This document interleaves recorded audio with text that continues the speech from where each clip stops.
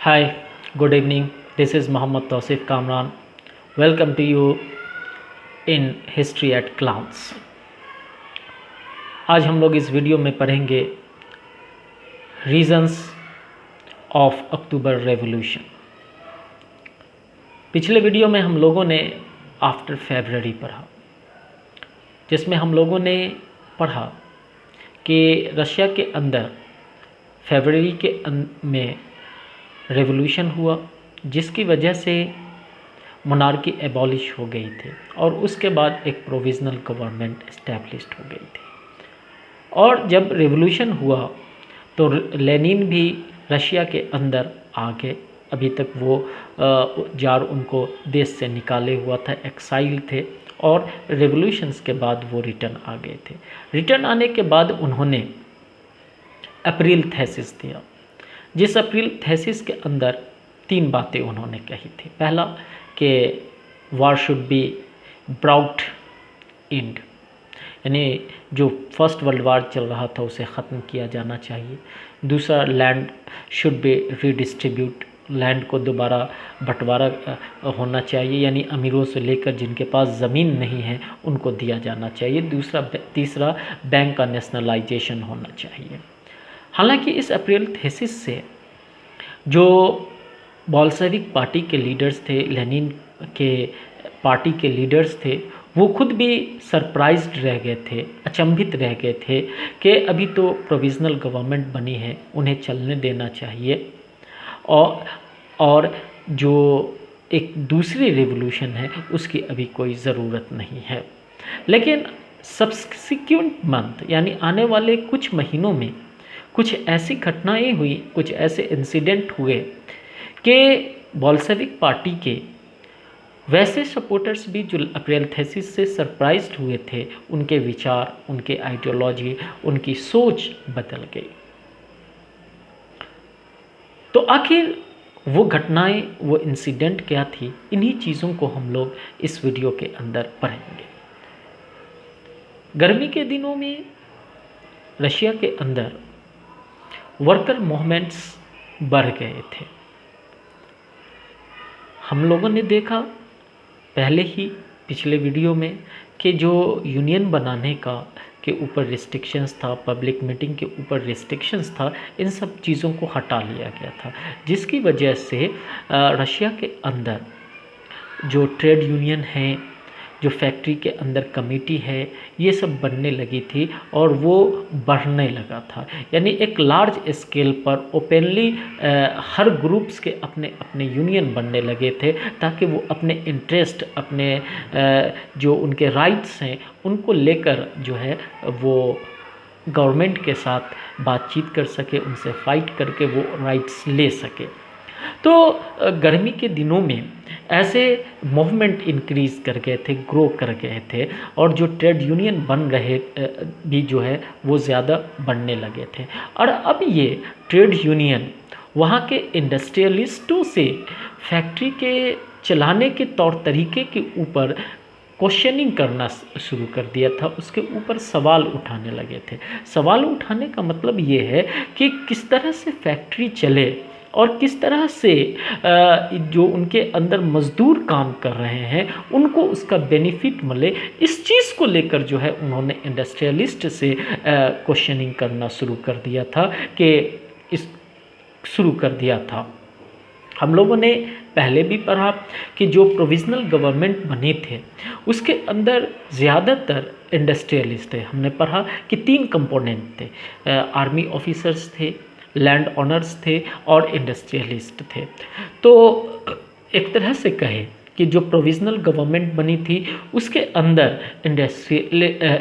इंडस्ट्रियलिस्टों की भी सरकार थी। तो जो मज़दूर मोनार्की के टाइम में किंग से क्वेश्चंस किया करते थे, उससे सवाल पूछा करते थे, अपने हक के लिए लड़ा करते थे, और जब प्रोविज़नल गवर्नमेंट बन गई तो वही मज़दूर अब इन इंडस्ट्रियलिस्टों से, इन प्रोविज़नल गवर्नमेंट से भी अपने सवाल पूछने शुरू किए। लेकिन ये कमेटी बनना, ये यूनियन बनना सिर्फ इंडस्ट्रीज़ के अंदर ही लिमिटेड नहीं रहा, बल्कि जो इसका दायरा है, इसकी बाउंड्री है, वो इंडस्ट्रीज़ के बाहर भी निकलने लगी। यहाँ तक कि सोल्जर के अंदर अमूमन देखा जाता है कि जो किसी भी कंट्री की मिलिट्री होती है वो पॉलिटिक्स से फ्री होती है, वहाँ कोई यूनियंस होते नहीं हैं।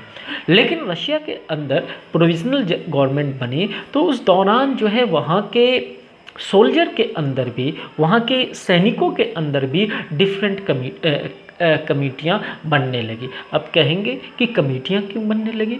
क्योंकि जिस तरह आम लोगों की आइडियोलॉजी होती है, जिस तरह से कोई इंटरेस्ट ग्रुप होता है उनकी आइडियोलॉजी होती है, और वो उस आइडियोलॉजी के बेस पर अपना ग्रुप बनाते हैं, अपनी सोवियत बनाते हैं, काउंसिल बनाते हैं, कमेटी बनाते हैं। ठीक उसी तरह सेना के अंदर भी इंसान रहते हैं। और आपने तो वो कहावत सुना ही होगा, मेनी मैन मेनी माइंड, 100 लोग 100 तरह की बातें। तो सेना के अंदर भी जो है ऐसी ही स्थिति हो गई कि जब सोवियत बनाना लीगलाइज कर दिया गया, यानी वो कानूनी हक दे दिया गया कि अब कोई भी कमेटी बना सकता है, कोई भी सोवियत बना सकता है, कोई भी ग्रुप बना सकता है, वो लीगल होगा, तो वो मिलिट्री के अंदर भी ऐसे ग्रुप्स, ऐसे सोवियत बनना शुरू हुए। वो इसलिए कि हो सकता है कि मिलिट्री के अंदर भी बहुत सारे ऐसे लोग थे जो प्रोविजनल गवर्नमेंट को सपोर्ट करते रहे हो, बहुत सारे ऐसे लोग भी थे कि जो बोल्शेविक को, यानी लेनिन के पार्टी को जो है सपोर्ट करते रहे होंगे, या फिर कुछ ऐसे भी ग्रुप रहे होंगे कि कोई मेंशेविक को करता रहा होगा, या कोई ऐसे भी रहे होंगे जो लैंडलॉर्ड्स को सपोर्ट करते रहे होंगे। तो इस तरह से डिफरेंट इंटरेस्ट वालों के जो है अलग अलग जो है ग्रुप बन गए। लेकिन जो सोल्जरों की कमेटी बनी थी उसमें मैक्सिमम कमेटी जो है बोल्शेविक आइडियोलॉजी वाले लोग थे, यानी सोशलिस्ट लोग थे, लेनिन के मानने वाले लोग थे। साथ ही साथ जून 1917 के अंदर पूरे रशिया के अंदर 500 सोवियत्स का इलेक्शंस हुआ, 500 सोवियत्स बने। चूँकि हमने थोड़ी देर पहले भी बताया और पिछले वीडियो में भी बताया, तो जब रशिया के अंदर, पूरे रशिया में, आपको याद होगा कि जब फरवरी रेवोल्यूशन हुआ था तो पेट्रोग्राद में एक सोवियत बनी थी। तो उसी सोवियत के तर्ज पे जो है पूरे रशिया के अंदर 500 सोवियत इस्टेब्लिश्ड हुई थी। वो इसलिए भी इस्टेब्लिश्ड हुई थी कि पार्टी बनाने के ऊपर से बैंड हट चुका था, इसलिए सब लोगों ने अपनी अपनी पार्टियाँ बनाई ताकि जो रशिया के इश्यूज़ हैं उसके ऊपर जो है क्या कहते हैं डिस्कशन कर सके। और इसी सोच के साथ जितनी 500 सोवियत इस्टेब्लिश्ड हुई थी उन सबों ने अपने रिप्रेजेंटेटिव को क्या कहते हैं all Russia Congress of Soviet के अंदर भेजा, ताकि वो अपने अपने क्षेत्र के, अपने अपने एरियाज़ के प्रॉब्लम्स को डिस्कस कर सके, प्रोविज़नल गवर्नमेंट्स से उसका सॉल्यूशन ले सके। ठीक कैसे जो है हम देखते हैं कि पार्लियामेंट के अंदर पूरे कंट्री से मेंबर ऑफ पार्लियामेंट इलेक्ट होके जाते हैं और वहाँ डिफरेंट इश्यूज़ पर, अपने अपने एरिया के इश्यूज़ पर जो है डिस्कशन करते हैं, गवर्नमेंट से डिमांड करते हैं कि हमारे एरिया के अंदर ये प्रॉब्लम है, इसका सॉल्यूशन होना चाहिए।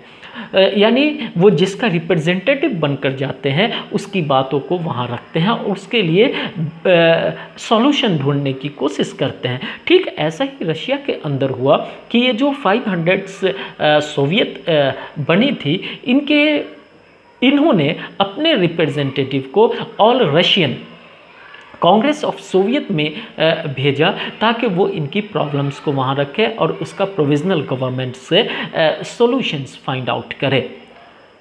लेकिन जब ऐसी चीज़ें हो रही थी तो सवाल उठता है कि इन सब चीज़ों से जो प्रोविजनल गवर्नमेंट थी वो खुश होगी? डेफिनेटली वो खुश नहीं होगी। लेकिन क्यों खुश नहीं होगी?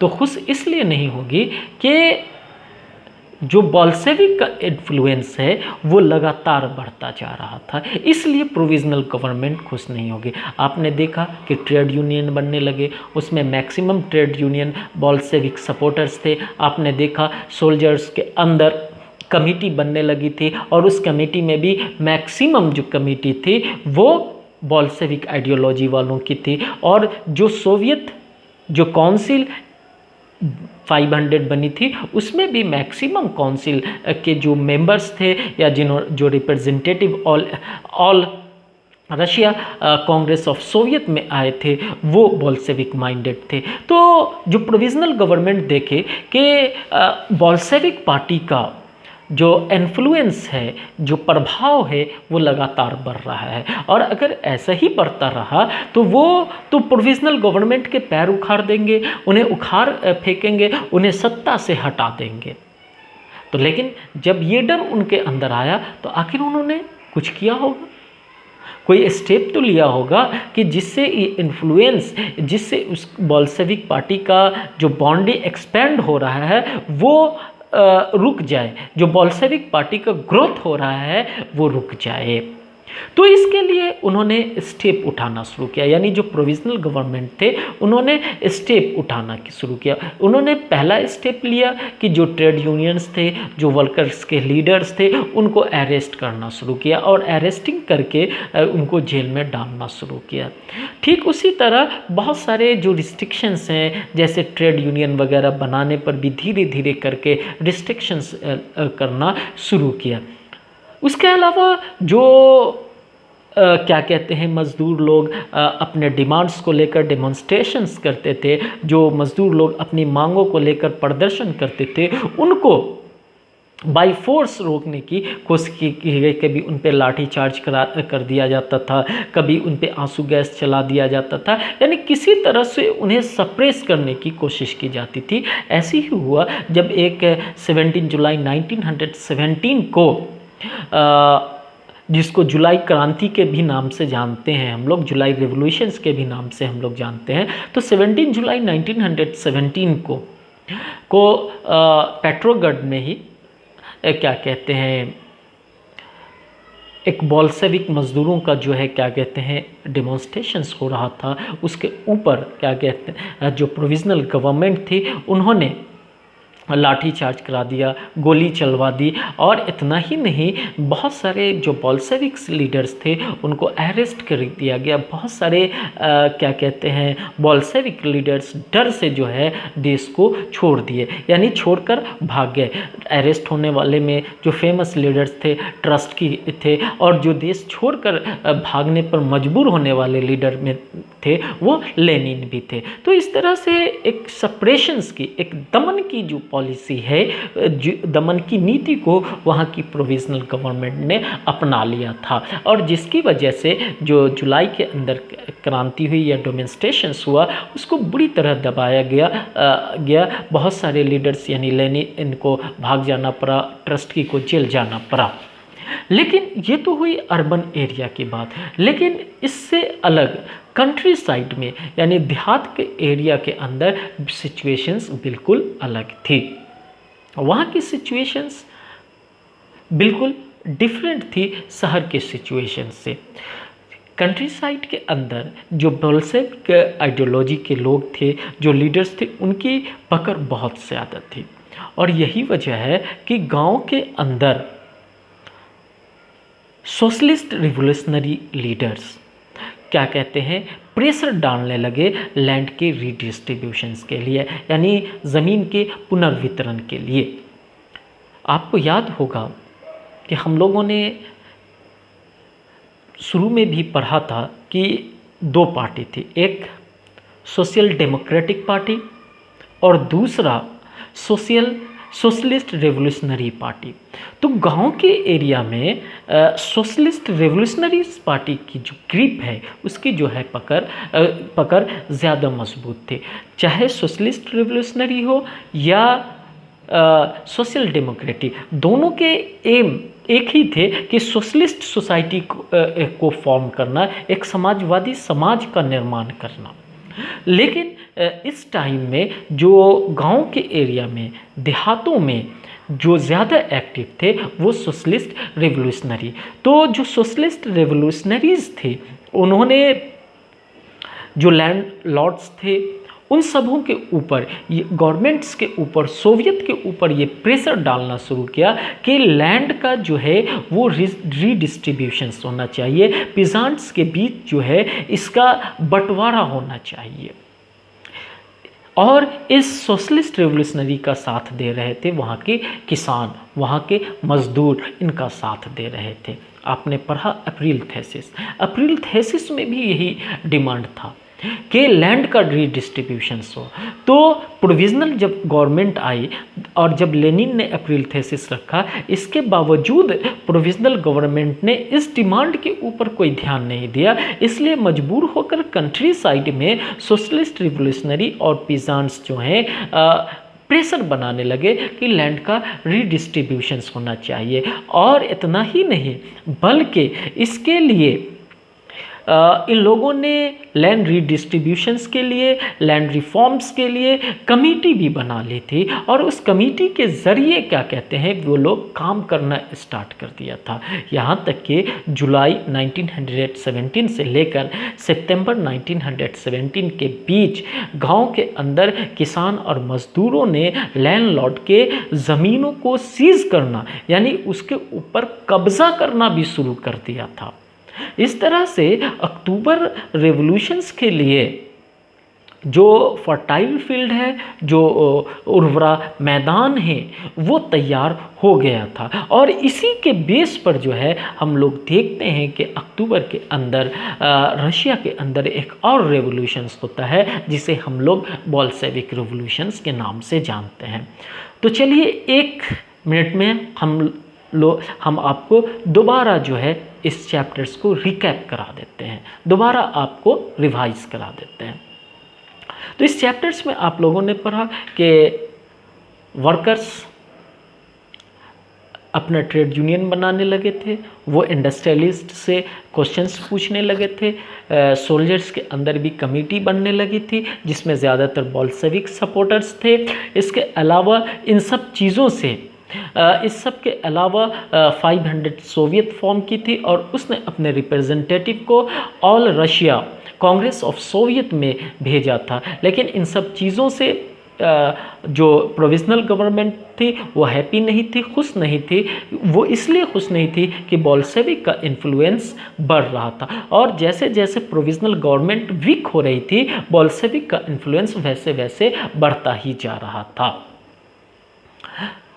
और बढ़ता ही जा रहा था, क्योंकि बोल्शेविकों को भी लगता था कि अगर इस प्रोविजनल गवर्नमेंट को हम लोगों ने नहीं हटाया तो कहीं एक दिन ये डिक्टेटर के तौर पर भी काम न करने लगे, एक तानाशाह के तौर पर ये काम न करने लगे, इसलिए भी वो हटाना चाहते थे। साथ ही साथ हम लोगों ने देखा कि जुलाई के अंदर छोटी मोटी रिवॉल्यूशन हुई जिसे क्या कहते हैं प्रोविजनल गवर्नमेंट ने दबा दिया और इसकी वजह से बहुत सारे बोल्शेविक लीडर को जेल जाना पड़ा, बहुत सारे लीडर्स को देश छोड़कर भाग जाना पड़ा।